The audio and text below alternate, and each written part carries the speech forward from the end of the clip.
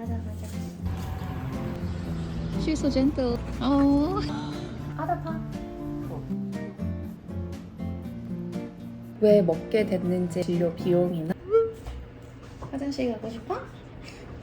가자. 듀비.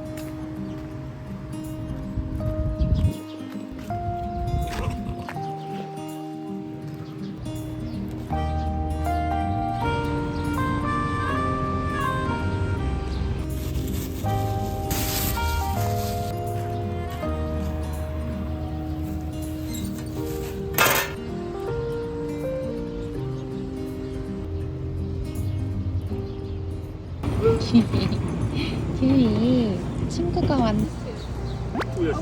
Yeah. The fluffy one? Yeah. He is 5 months. Yeah. Oh. It's getting bigger. Yeah. Oh. It's okay. He's scared cat. Oh. Is it a boy or girl? He's boy. Boy. Yeah. Oh my gosh. Here, come here. Oh, Dewey. Dewey. Oh, she's so gentle. Oh, Dewey, okay? Oh, thank you. Oh, Dewey. Oh.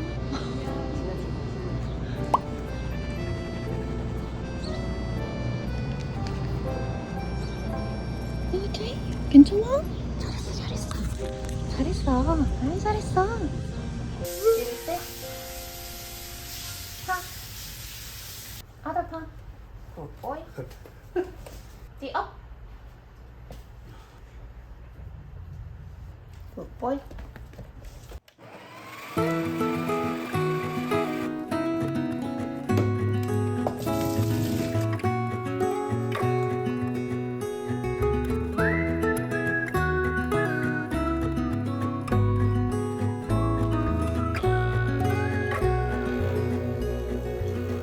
Do you recall when we were young, running from all things at once, without thinking twice? And I knew it would catch up, and that we would be the ones left behind.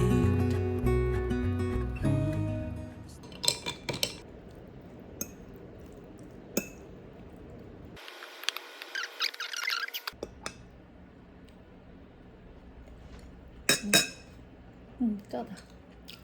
아유, 짜다.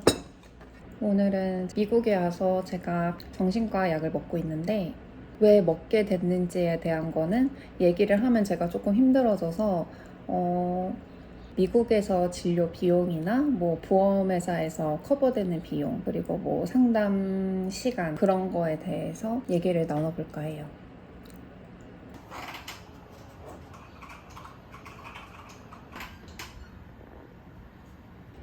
제가 미국에서 9개월 정도 정신과 진료를 보고 있는데 우선 처음 시작은 한국에서 한 달 정도 치료를 받다가 미국으로 들어왔고 저는 PTSD랑 불안, 우울 관련된 진료를 받고 있고 초반에는 숨쉬기가 좀 어려운 게 많이 심했어서 한국에서 3일에서 5일 간격으로 해서 진료를 받았었어요. 이제 2달 정도 됐을 때 조금 안정됐을 때 미국에 왔고 제가 가입된 보험으로 해서 정신과 의사를 찾았었는데 좀 젊은 여자 선생님을 찾았었고 그리고 가능하면 한국말이 되는 가능하면이 아니라 한국말 되는 분을 찾았어요. 근데 여기가 한인 커뮤니티가 많아도 정신과 쪽에 또 그렇게 여자 젊은 선생님 찾기는 조금 어려웠는데 코리안 아메리칸 여자분이셨고 NP, Nurse Practitioner 선생님을 찾게 돼서 그분한테 진료를 보고 있어요.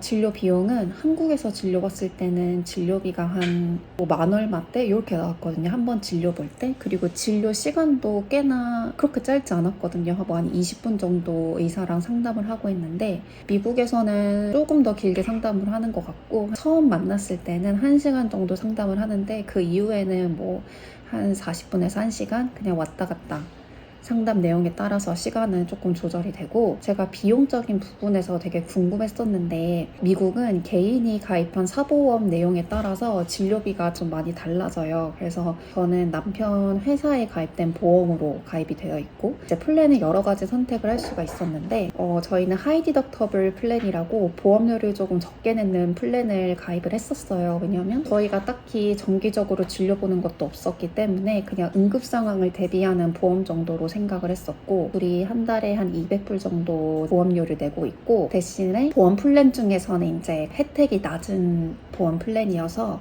저희가 받을 수 있는 혜택 범위가 적어요. 예를 들면 저희는 이제 PPO 플랜이라고 저희가 의사를 선택을 해서 진료를 볼 수가 있는데 보험회사에서 커버하는 의사한테 진료를 보면 1년에 이제 남편하고 저하고 각각 1,500불씩 총 3,000불은 저희가 진료비를 그냥 내야 돼요. 3,000불에 도달할 때까지는.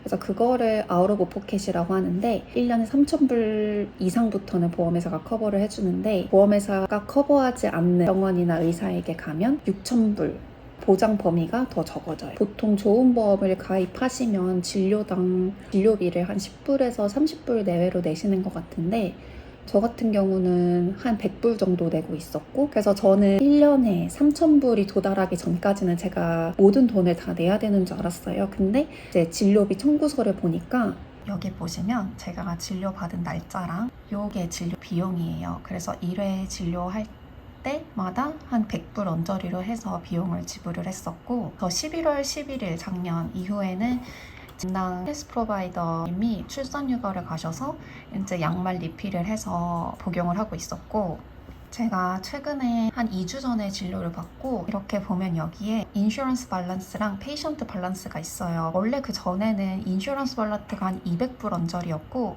페이션트 밸런스가 이제 아까 지불한 비용이 나왔었는데 남편이 이번에 이직을 하면서 보험회사가 바뀌었거든요. 진료를 보고 진료비를 내려고 봤는데 이렇게 페이션트 밸런스가 0불로 뜨는 거예요.